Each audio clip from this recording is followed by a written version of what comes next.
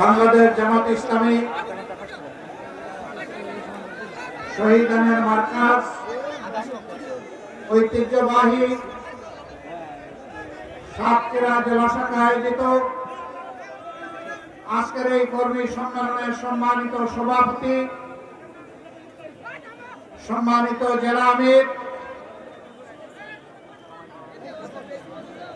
উপস্থিত বিশেষ অতিথিবৃন্দ, বাংলাদেশ জামাতে ইসলামীর নির্বাহী পরিষদের অন্যতম সদস্য, সাতক্ষীরা মাটি ও মানুষের প্রিয়জন জনাব অধ্যক্ষ ইজ্জতুল্লাহ, অন্যতম সদস্য নির্বাহী পরিষদের জনাব মোবারক হোসাইন,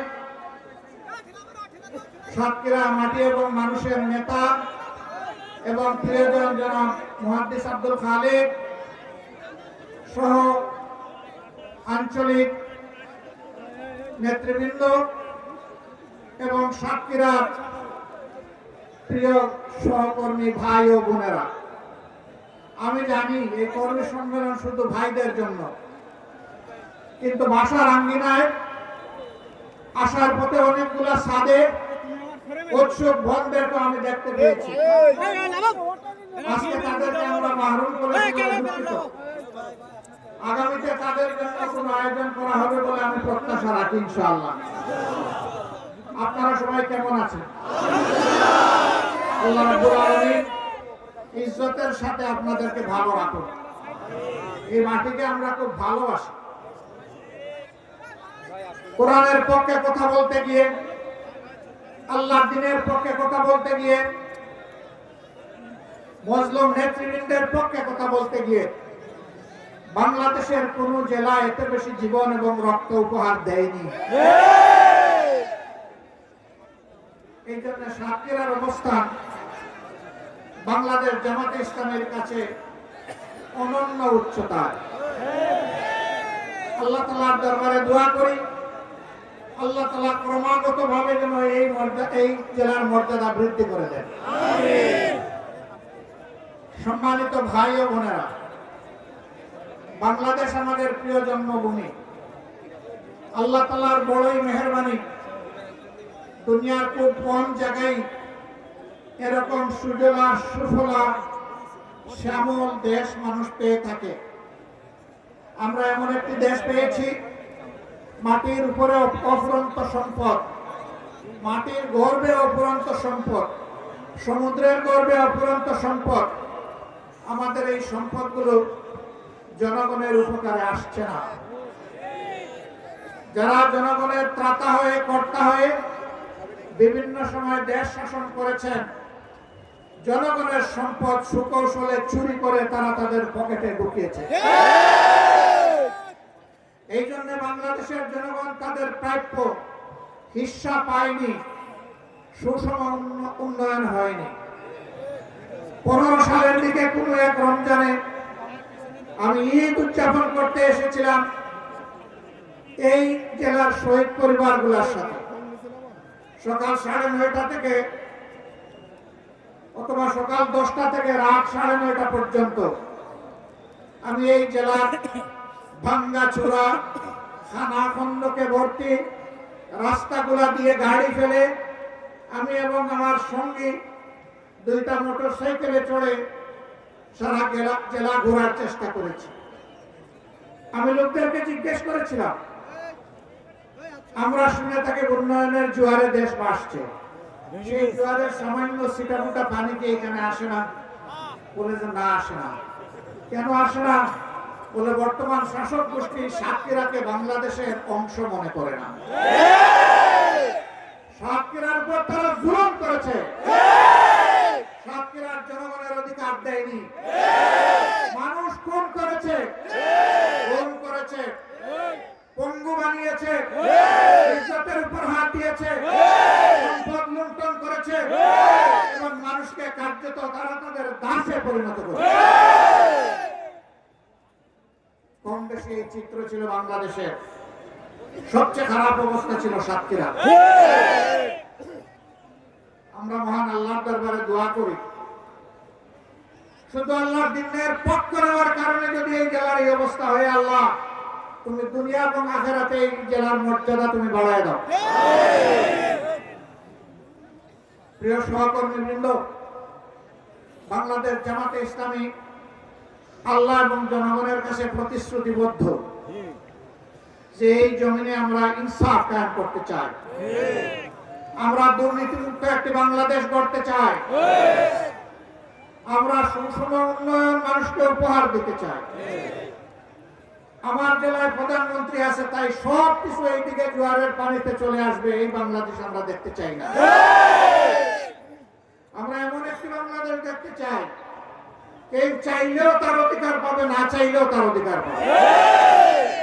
আমরা এমন একটি বাংলাদেশ দেখতে চাই যেই দেশের লক্ষ বেকার যুবকের মিছিল হবে না, বরঞ্চ আমাদের যুবকেরা আমাদের সম্পদে পরিণত হবে।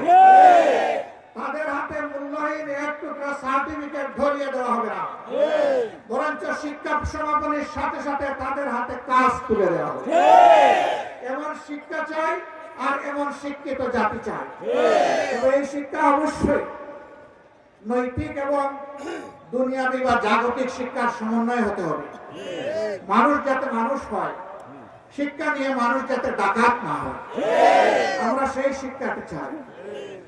আমরা এমন একটি দেশ চাই, যে দেশে আমাদের মা বোনেরা নিঃসংকোচে যেমন ঘরে সুরক্ষিত থাকবেন, কর্মস্থলেও সুরক্ষা পাবেন, রাস্তাঘাটেও সুরক্ষা পাবেন। তাদের দিকে কোন খারাপ লোক চোখ তুলে তাকানোর কসরত পাবে না। তারা ইজ্জতের সাথে, মর্যাদার সাথে, তাদের দক্ষতা দিয়ে দেশের উন্নয়নে তারাও ভূমিকা রাখবে। নবী করিম সাল্লাল্লাহু আলাইহি ওয়াসাল্লাম মানব জীবনের সবচেয়ে ঝুঁকিপূর্ণ কাজেও মহিলাদেরকে শরীক করেছে। সেই কাজটি হচ্ছে যুদ্ধ। যুদ্ধে মারা পুরুষের পাশে থেকে তারাও যুদ্ধ করেছে। বিশেষ করে বদর যুদ্ধের কঠিন দিনে আমি প্রায় এই উদাহরণটা দিয়ে থাকি। যখন কাফেররা আল্লাহ রাসূলের খুব কাছাকাছি চলে এসেছিল তাকে হত্যা করার জন্য, যখন পুরুষ যোদ্ধারা দিক বিদিক কিছুটা জ্ঞান হারিয়ে ফেলেছিলেন, তখন একজন মা চতুর্দিকে ঘুরে ঘুরে আল্লাহর রাসূলকে বেষ্টনে দিয়ে রেখেছিলেন। যুদ্ধ যখন শেষ হয়েছে, তার শরীরে 37টা তীর ঝুলন্ত অবস্থায় ছিল, 70টা কঠিন আঘাত ছিল। রাসূল করিম সাল্লাল্লাহু আলাইহি ওয়াসাল্লাম বলেছেন, শত্রু যখন সামনের দিক থেকে এসেছে, তখন শত্রু তীর আর আমার মাঝখানে ছিল আল্লাহর এই বান্দি। যখন পিছন দিক থেকে এসেছে ছিল আল্লাহর বান্দি। ঘুরে ঘুরে আল্লাহ রাসূলকে কিভাবে তিনি রক্ষা করবেন, ডাইনে এসেছে ডান দিকে, বামে এসেছে বাম দিকে। আমাদের সেই সর্বোচ্চ ইজ্জতের মর্যাদাবান মায়ের নাম ছিল হযরতে মুসাইবা রাদিয়াল্লাহু তাআলা আনহা। যদি যুদ্ধের এই কঠিন ময়দানে আল্লাহর রাসূল তাদের জন্য কর্মক্ষেত্র সৃষ্টি করে দিয়ে থাকেন, আমরা কে তাদের হাত বন্ধ করা? আমাদের ব্যাপারে ইসলামের প্রতিপক্ষ শক্তিরা অপপ্রচার চালায়। জামাতে ইসলামী ক্ষমতায় গেলে মহিলাদেরকে ঘর থেকে বের হতে দিবে না, আর যদি দেও আস্তে করে এনে জোর করে একটা বোরকা পরে দেবে, জোর করে পরানো লাগবে না।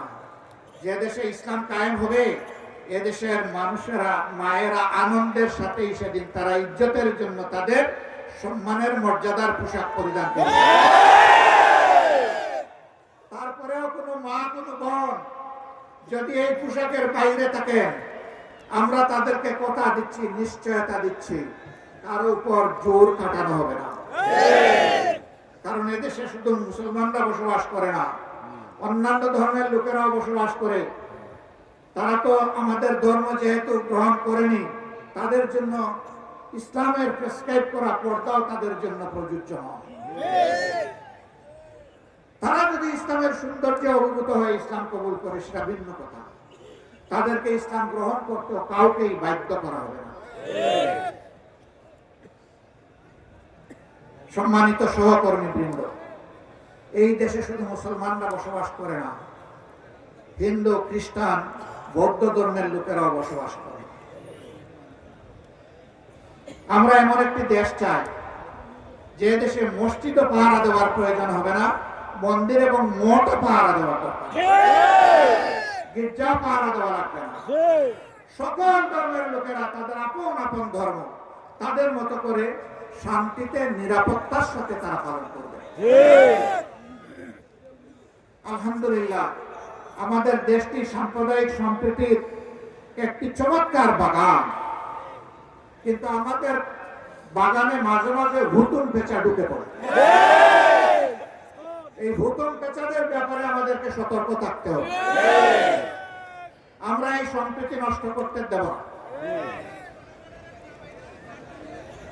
আমরা এমন একটি বাংলাদেশ গঠন করতে চাই যেখানে মানুষকে তার শিক্ষা কিংবা কাজের ধরন দেখে মর্যাদা দেওয়া হবে না, বরঞ্চ প্রত্যেকটা মানুষকে আশরাফুল মখলুকাত হিসেবে মর্যাদা দেওয়া হবে। আমার দেশের একজন পরিচ্ছন্নতা কর্মী, তিনিও আমার ভিআইপি। তারা যদি 3 দিনের জন্য তাদের কাজ বন্ধ করে, আমরা কেউ ঘর থেকে বের হতে পারবো না। তাদের এই কাজ, কঠিন কাজ আমি করতে পারবো না। তারা কষ্ট করে এই কাজটা আমাদের করে দেন, আমি তাদেরকে সেলিউট জানাই। সে আমার ভাই, সে আমার বোন, সে আমার এই সমাজকে চালু রেখেছে। যে ভাইটি আমার রিক্সা চালিয়ে জীবন নির্বাহ করে, ও রিক্সা না চালাইলে আমি আমার কর্মস্থলে যেতে পারবো না, আমি তাকে সেলিউট জানাই। আমি দেখবো না তিনি রিক্সাওয়ালা, আমি এটাও দেখবো না তিনি একজন অতি সাধারণ কম শিক্ষিত মানুষ, আমি তাকে তার কাজের মর্যাদা দেব। এইভাবে সমস্ত মানুষ, মুটে মাঝি কুলি, যে যেখানে আমরা আছি, শ্রমিক, কৃষক, আপামর জনতা, বিভিন্ন পেশাজীবী, যার যার পেশায় তিনি মর্যাদা এবং দায়িত্ববোধের সাথে দায়িত্ব পালন করবেন ইনশাআল্লাহ।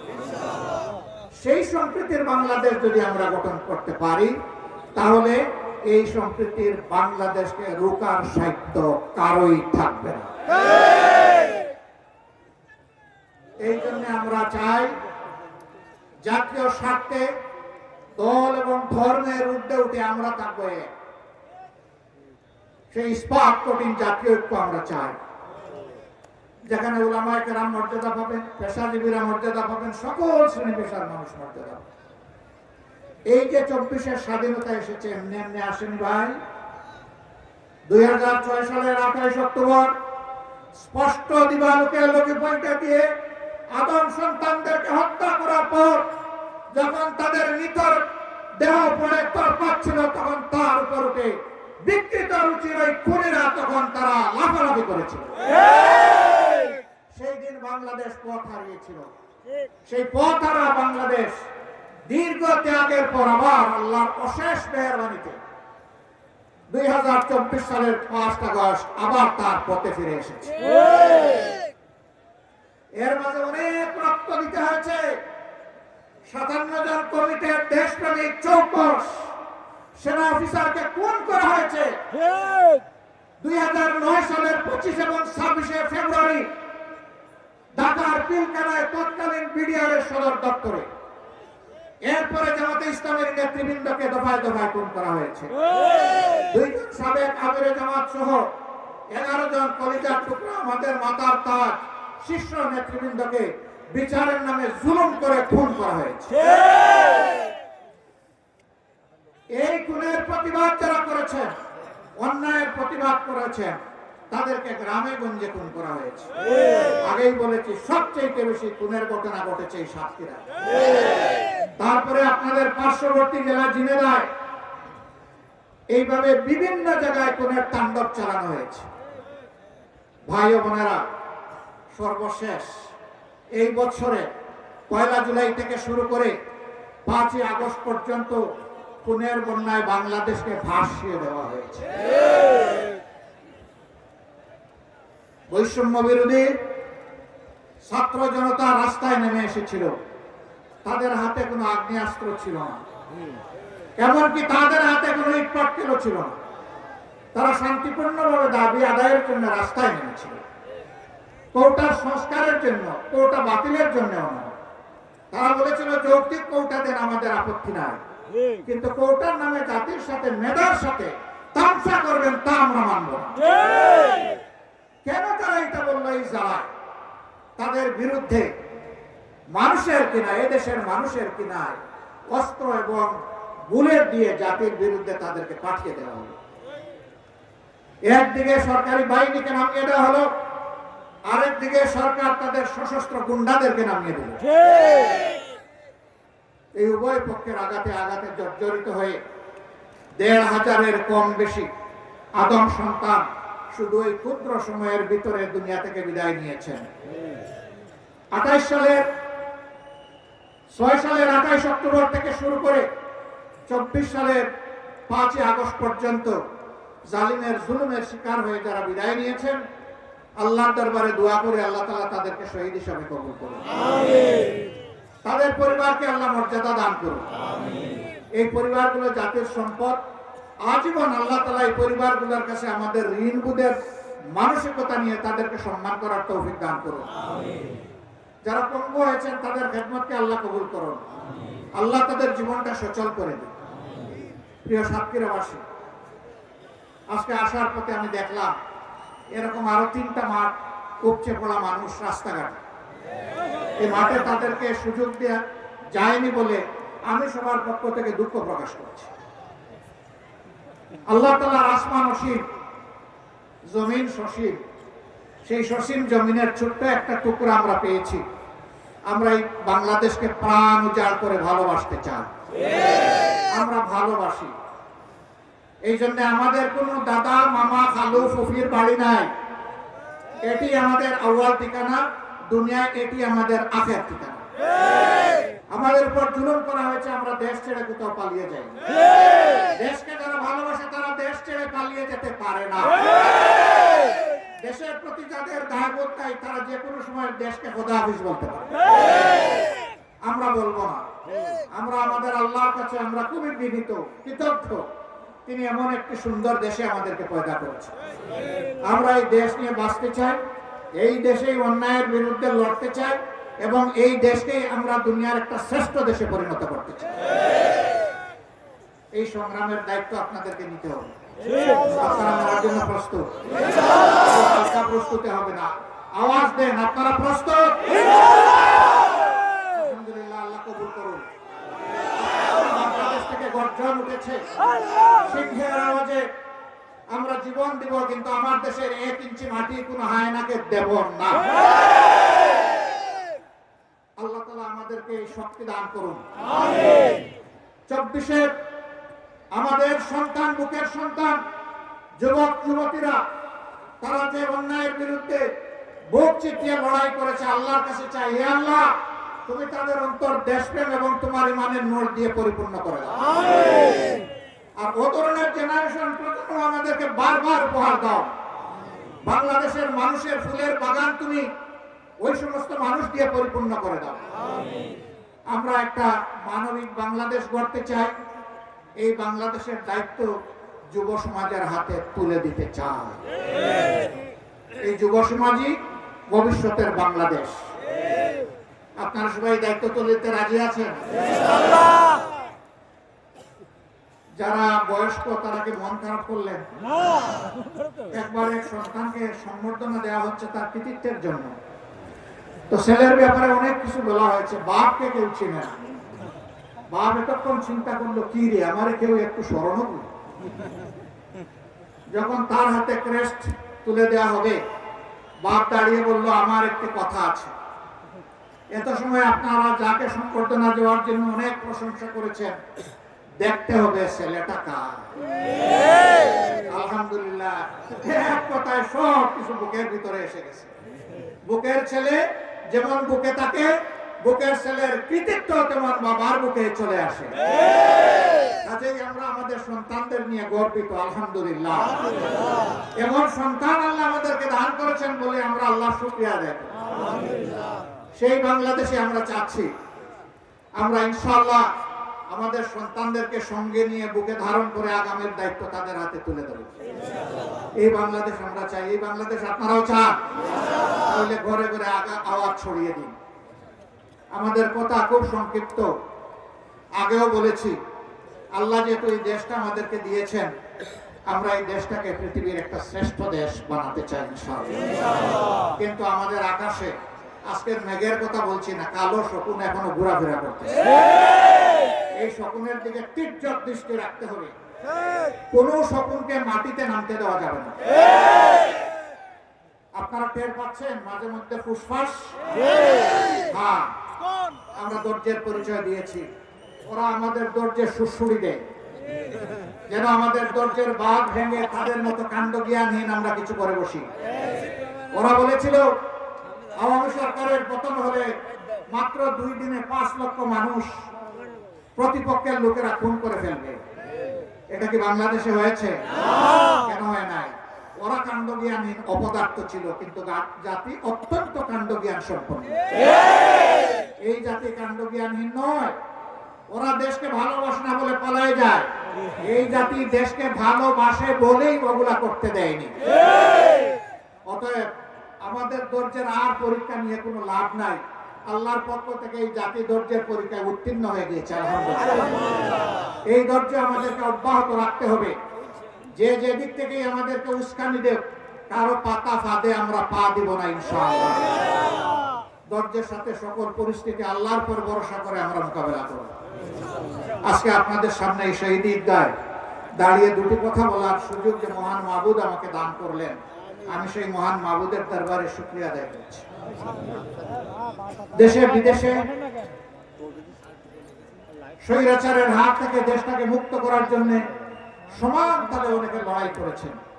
আমি আজকে এই জনসভা থেকে প্রবাসে অবস্থানরত আমাদের বন্ধুদেরকে বিশেষভাবে আমি অভিনন্দন এবং মোবারকবাদ জানাচ্ছি। তারা লড়াই করতে গিয়ে দেশের ভিতরে তাদের আত্মীয় স্বজনকে নাজেহাল করা হয়েছে।